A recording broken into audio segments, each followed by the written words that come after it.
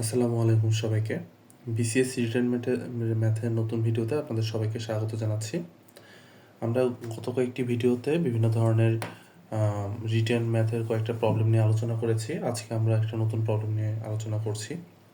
প্রবলেমটা হচ্ছে যে আমাদের এরকম একটা ত্রিভুজের ভেতরে একটা বৃত্ত দেওয়া আছে। আমাদের এই বৃত্তের ক্ষেত্রফলটা বের করতে হবে, ঠিক আছে? তো সেটা আমরা কিভাবে করব?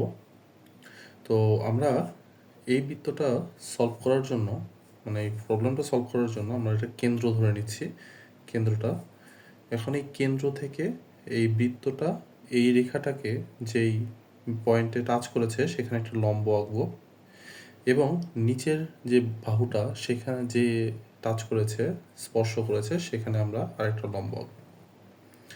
ওকে, তো যেহেতু আমরা লম্ব এঁকেছি তাহলে আমাদের এটা 90 ডিগ্রি হবে, এটাও 90 ডিগ্রি হবে।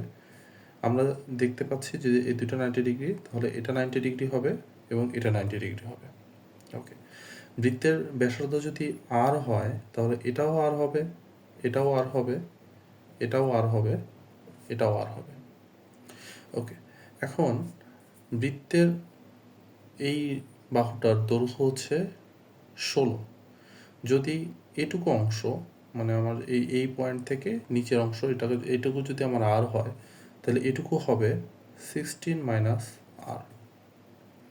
আবার আমার এই পয়েন্টে এই বাহুটার পুরোপুরি দৈর্ঘ্য হচ্ছে 12, তাহলে এটুকু যদি আর হয় তাহলে এটুকু হবে 12 মাইনাস আর।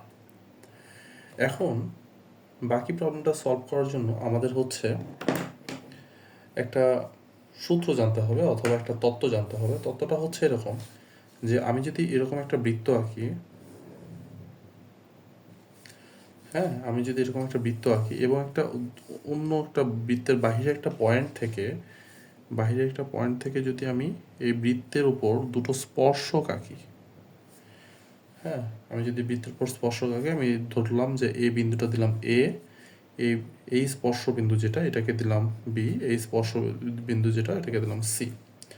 অর্থাৎ বৃত্তের বাহিরে কোনো বিন্দু থেকে বৃত্তের উপরে যদি আমরা দুটা স্পর্শক আঁকি, সেক্ষেত্রে এই স্পর্শক দুটার দৈর্ঘ্য সমান হবে, অর্থাৎ A B equal to AC হবে।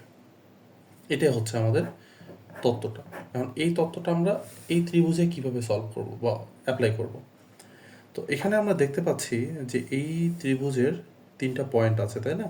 তো আমি ধরে নিলাম যে এটা হচ্ছে এ, এটা হচ্ছে বি, এটা হচ্ছে সি। আচ্ছা, তো আমি ত্রিভুজটাকে একটু অন্যভাবে চিন্তা করি। আমি চিন্তা করি যে এ বিন্দু থেকে এই বৃত্তটার উপর দুটো স্পর্শক আঁকা হয়েছে, যেটা এই বিন্দুতে এবং এই বিন্দুতে স্পর্শ করেছে। একটা বিন্দু যেটা বৃত্তের বাহিরে অবস্থিত, সেখান থেকে বৃত্তের উপরে দুটো স্পর্শক আঁকা হয়েছে, যেটা এই বিন্দুতে এবং এই বিন্দুতে স্পর্শ করেছে। সুতরাং আমি বলতে পারি যে এই স্পর্শকটার যে দৈর্ঘ্য আর এই স্পর্শকটার যে দৈর্ঘ্য এটা সমান হবে। তাহলে এটা যদি 16 মাইনাস আর হয় তাহলে এটা কি হবে? 16 মাইনাস আর হবে। ওকে, আবার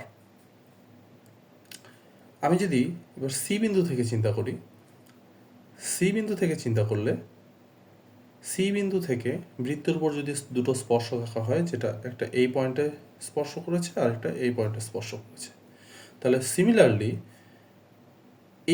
এই যে বাহুটার দৈর্ঘ্য অর্থাৎ এই স্পর্শকটার যে দৈর্ঘ্য, সেটা এই স্পর্শকটার দৈর্ঘ্যের কী হবে?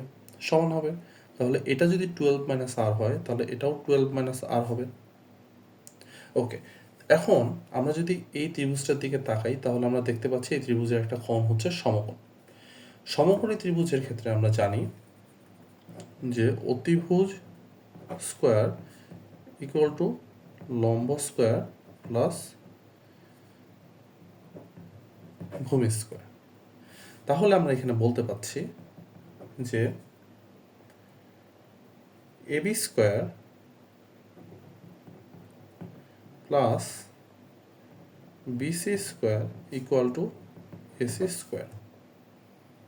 ঠিক আছে, এখন আমরা যদি এখানে দেখি যে এ বি বলতে কি, এই বাহুটা এটা কত 16 square plus BC square, BC বলতে কি বোঝাচ্ছে এই বাহুটা, তাহলে এই বাহুটা টোটাল কত ছিল 12, তাহলে 12 square equals to AC. AC বলতে আচ্ছা আমি এখানে একটা বিন্দু ধরে নিই ই, তাহলে এসি বলতে কি এই প্লাস সিই, তাহলে এই কি ছিল আমার 16 মাইনাস আর প্লাস সিই কি ছিল 12 মাইনাস আর। আচ্ছা তাহলে এদিকে আমার যদি সলভ করি তাহলে আমার হচ্ছে 400, এখানে আমার দুটো যোগ করলে হয় 28 মাইনাস 2r স্কোয়ার। আচ্ছা এই 400টাকে আমরা আবার লিখতে পারি 20 স্কোয়ার আকারে।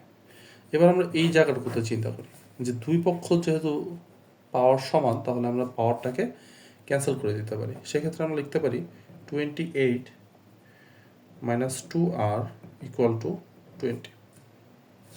সুতরাং আমরা বলতে পারি 2r ইকুয়াল টু 8।